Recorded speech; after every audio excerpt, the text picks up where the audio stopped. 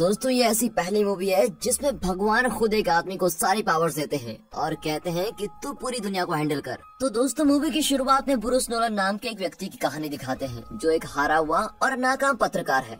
उसके साथ काम करने वाले लोग हमेशा उसका मजाक उड़ाते हैं और बफेलो न्यूयॉर्क समाचार ने उसे कम महत्वपूर्ण कहानियों पर काम करने के लिए रखा हुआ है। अब इस बार वो एक बेकरी की दुकान में होता है जहाँ काम करते हुए उसके सर पर से हेयर नेट निकलकर उसके माथे पर आ जाता है। ब्रूस ने नए काम के लिए बहुत से इंटरव्यू दिए हैं लेकिन लोग उसके साथ हमेशा अजीब तरीके से बिहेव करते हैं। और फिर एक इंटरव्यू में ब्रूस बफेलो में आज तक की सबसे बड़ी बिस्किट बनाने की बात करता है। अब उसके इंटरव्यूज इतने हंसी वाले होते हैं लेकिन वो हंसने वाला नहीं बनना चाहता। उसका सपना होता है कि वो एक ब्रॉडकास्टर बने। वो अपनी गर्लफ्रेंड ग्रेस और अपने कुत्ते सैम के साथ रहता है। ब्रूस ग्रेस से लगातार अपने काम के बारे में शिकायत करता रहता है लेकिन वो जैसा है वो वैसा ही उसको प्यार करती है। सोचिए जब ब्रूस सोकर उठता होगा तो वो क्या करता होगा। सही कहा, वो शिकायतें करता है। उसके कुत्ते सैम ने उसकी जिंदगी और भी मुश्किल कर दी होती है क्योंकि वो हमेशा घर के अंदर ही पेशाब कर देता है। और अब ब्रूस ग्रेस के साथ रेड क्रॉस में खून दान करने जाता है। वो अभी भी खराब मूड में है लेकिन ग्रेस अपनी प्रार्थना करने वाली माला उसको दे देती है और कहती है कि उसको इसकी ज्यादा जरूरत है। फिर कुछ समय बाद ब्रूस ट्रैफिक में फंस जाता है जिसकी वजह से वो अपने काम के लिए देरी से पहुंचता है। अब काम के इंटरव्यू पर भी उसका मूड नहीं बदलता क्योंकि वहाँ उसका इंटरव्यू लेने वाले लोग उसकी बफेलो की सबसे बड़ी बिस्किट बनाने वाली बात पर उसका बहुत मजाक उड़ाते हैं। एवन बेस्टर नाम का एक व्यक्ति उसका सबसे ज्यादा मजाक उड़ाता है। एवन ट्रांसमिटेड सीट पर काम करता है जिस वजह से ब्रूस उससे बहुत ही जलता है। अब मीटिंग के बाद ब्रूस अपने बॉस से मिलता है जिसका नाम जैक बेलर है और वो उनसे भीख मांगता है कि वो उसको ट्रांसमिटेड सीट पर काम करने दे ताकि वो अपनी काबिलियत सबको दिखा सके।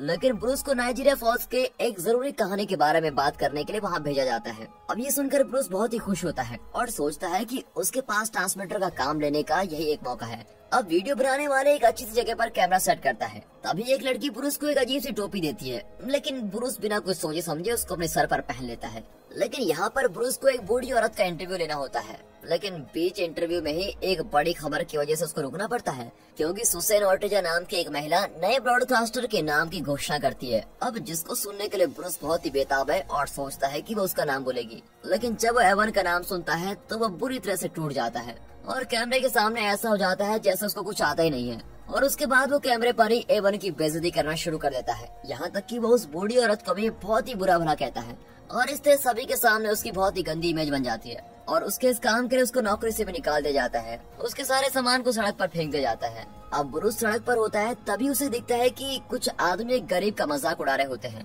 और फिर ब्रूस को देखकर वो वहाँ से जाने लगते हैं। पर फिर ब्रूस उनसे थोड़ा गुस्से में बात करने की कोशिश करता है जिसकी वजह से वो उसको पीट देते हैं। फिर ब्रूस वापस घर पहुँचता है और ग्रेस को अपनी भयानक जीवन के बारे में बताता है और वो सारी परेशानियों का कारण भगवान को बताता है कि भगवान की वजह से ये सब कुछ हो रहा है और भगवान उसकी कभी भी मदद नहीं करते। और ग्रेस भी समझ जाती है कि ब्रूस के लिए वो कुछ मायने नहीं रखती और उसकी बात को दिल से लगा लेती है। और फिर वो और ज्यादा गुस्सा हो जाता है और वहाँ से गाड़ी चलाकर निकल पड़ता है। फिर जब ब्रूस गाड़ी चला रहा होता है और भगवान से प्रार्थना कर रहा होता है कि भगवान अपने होने का उसको कोई संकेत तो दो, वो एक माला लहराता है लेकिन वो भगवान को कोसता रहता है। फिर ब्रूस कार से बाहर निकलता है और भगवान को बुरा भला कहना जारी रखता है और फिर माला को जितनी दूर हो सके उतनी दूर फेंक देता है। अब उस पल में उसका पेजर बजता है लेकिन उसको नहीं पता होता कि ये नंबर किसका है और वो उसका जवाब भी नहीं देता। फिर अगले दिन जब वो उठता है तो उसका पेजर फिर से बज रहा होता है जिसमें वही रात वाला नंबर होता है जिससे परेशान होकर ब्रूस गुस्से में अपने पेजर को सड़क पर फेंक देता है जहाँ वो एक चलती कार के नीचे आकर टूट जाता है। और हमेशा की तरह उसका कुत्ता सैम घर में पेशाब कर देता है और पुरुष उसको बाहर ले जा रहा होता है। उसी समय उसे फिर से पेजर की बजने की आवाज सुनाई देती है लेकिन ये तो असंभव सा लगता है क्योंकि वो तो बुरी तरह से कुचल चुका था। फिर ब्रूस उस अनजान नंबर पर कॉल करता है जिसमें उसे एक रिकॉर्डिंग सुनाई देती है जो खास तौर पर ब्रूस के लिए बनाई गई है। वो ये जानने के लिए कि ये किसका नंबर है वो फोन से मिले पते पर गाड़ी चलाकर जाता है और वो बफेलो के माल गोदाम में पहुंच जाता है। फिर ब्रूस कार से निकलता है और गलती से बड़े गंदे गड्ढे में पैर रख देता है जिससे उसके कपड़े खराब हो जाते हैं। फिर वो भगवान का शुक्र अदा करता है और बिल्डिंग के अंदर जाता है और बिल्डिंग के अंदर जाकर उसे देखता है कि बिल्डिंग बिल्कुल खाली है।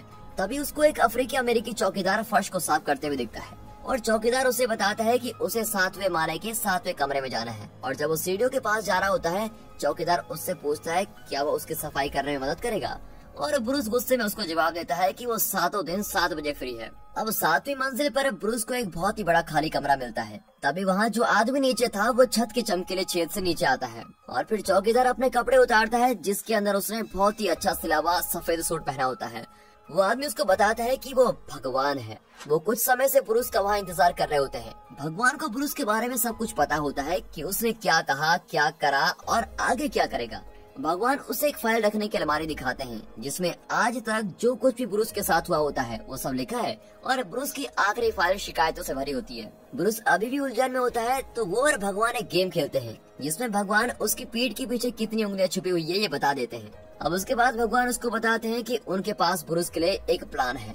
अब क्योंकि ब्रूस हमेशा ही सोचता रहता था कि भगवान अपना काम ठीक से नहीं कर रहे हैं, इसीलिए भगवान अपनी सारी शक्ति ब्रूस को देना चाहते हैं। अब ब्रूस उनकी किसी भी बात का विश्वास नहीं करता और जल्दी से वहाँ से भाग जाता है। और जब वो वापस अपनी कार में जा रहा होता है उसका पैर फिर से गड्ढे में चला जाता है, लेकिन इस बार उसमें नहीं गिरता। कार शुरू नहीं हो रही होती है, लेकिन जैसे ही वो जोर से कहता है कि कार शुरू हो जा तो कार शुरू हो जाती है। और जब वो कार चला रहा होता है तो उसे एहसास होता है कि उसकी सभी फैंटेसी सच हो रही है। जैसे कि वो एक क्लाइंट एस्टूड नाम की जगह पर कॉफी पीने के लिए जाता है जहाँ एक वेट्रेस उसे उनका टमाटर का सूप आजमाने के लिए कहती है।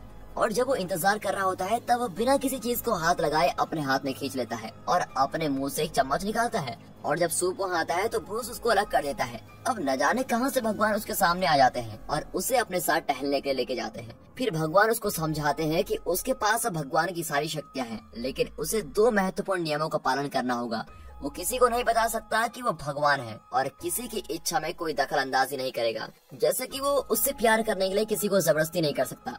अब एक समय पर ब्रूस को पता चलता है कि वो बैफलो की झील पर चल रहे हैं। भगवान उसे कहते हैं कि वो अपनी सारी जिम्मेदारी ब्रूस को दे चुके हैं और वो छुट्टी पे जा रहे हैं। दोस्तों, भगवान की सारी शक्तियाँ अगर आपके पास आ गई तो आप क्या क्या करेंगे? कमेंट सेक्शन में जरूर बताइएगा।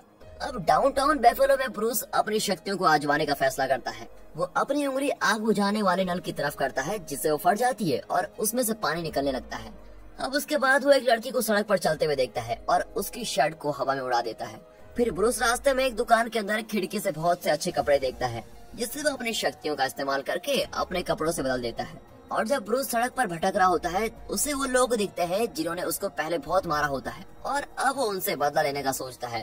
वो उनसे कहता है कि वो सभी उससे माफी मांगे, लेकिन वो लोग उसकी बात ही नहीं सुनते और उस पर हंसने लगते हैं। और एक आदमी उसको कहता है वो माफी तभी मांगेंगे जब उसकी पैंट में से एक बंदर बाहर आएगा।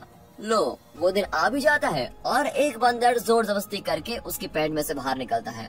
अब बाकी सभी ये देखकर हैरान हो जाते हैं कि ये कैसे मुमकिन हो गया और वहाँ से भाग जाते हैं, लेकिन ब्रूस उनको ऐसे नहीं छोड़ता और उनके पीछे मधुमक्खियों का एक झुंड उनके पीछे लगा देता है। फिर ब्रूस एक बहुत ही ऊंची बिल्डिंग पर चला जाता है जहाँ वो एक बिजली का तूफान बना देता है और घोषणा करता है कि वो ब्रूस सर्वशक्तिमान है। उसके बाद ब्रूस घर जाता है जहाँ ग्रेस सोफे पर बैठी हुई वाइन पी रही होती है। ब्रूस उसके पास फूल का गुलदस्ता लेकर जाता है और उसको किस करता है। अब ग्रेस समझ नहीं पाती कि ब्रूस इतने अच्छे मूड में कैसे आया। जब ग्रेस फूलों के लिए क्रश लेने जाती है, ब्रूस बालकनी में जाता है और आसमान से बादलों को हटा देता है और चांद को और पास ले जाता है। अब ग्रेस बालकनी में आती है और ब्रूस के द्वारा बनाए गए रोमांटिक आसमान की काफी तारीफ करती है।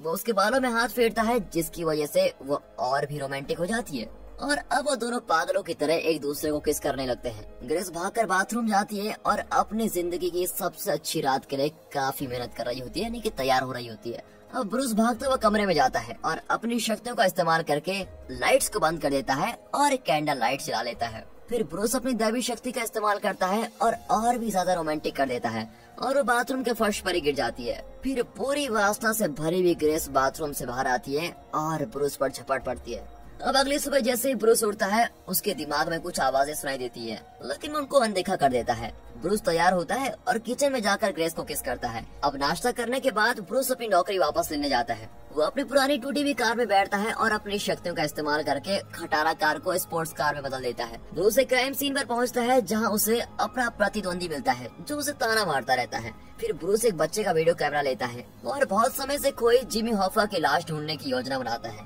और जादू से वो लाश मिल जाती है और ब्रूस का बहुत ही बड़ा इंटरव्यू होता है। फिर वो अपने प्रतिद्वंदियों की वैन में कुछ गैर कानूनी चीजें रख देता है जिसकी वजह से उनको गिरफ्तार कर ले जाता है और ब्रूस सभी को चुप कर देता है। फिर जब वो अपने काम पर वापस जाता है सभी उसकी बहुत ही तारीफ करते हैं और अब ब्रूस को काम पर वापस रख लेते हैं। वो अभी भी छोटी कहानियों को ही फिल्माता है, लेकिन उसकी शक्तियों की मदद से उन कहानियों को बड़ा बना देता है। फिर एक इंटरव्यू के बीच में एक उल्का पेंट को उनके पास गिरा देता है जिसकी वजह से उसकी काफी चर्चा बढ़ जाती है। फिर एक शाम जब एवन अपने ट्रांसमीटर की तैयारी कर रहा होता है तब ब्रूस अपनी शक्तियों का इस्तेमाल करके एवन को काबू कर लेता है और उससे गालियां और उल्टे शब्द कहलवाता है।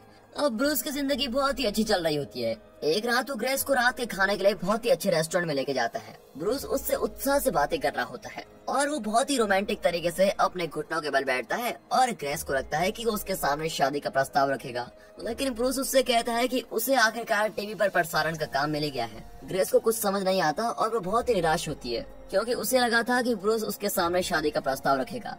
अब इस दौरान ब्रूस को फिर से आवाजें सुनाई देती है, जैसे कि उसके पीछे एक बहुत बड़ी भीड़ बात कर रही हो। अब ब्रूस रेस्टोरेंट में बैठे सभी लोगों को चुप रहने के लिए कहता है, लेकिन वो तो सिर्फ अकेला है और ये आवाजें उसके दिमाग में सुनाई दे रही हैं। और फिर थोड़ी देर बाद भगवान उसको उस रेस्टोरेंट से माउंट एवरेस्ट पर पहुंचा देते हैं और भगवान ब्रूस को बताते हैं कि इन 7 दिनों में ब्रूस ने किसी की भी मदद नहीं की और सिर्फ इन शक्तियों का बुरा इस्तेमाल किया है।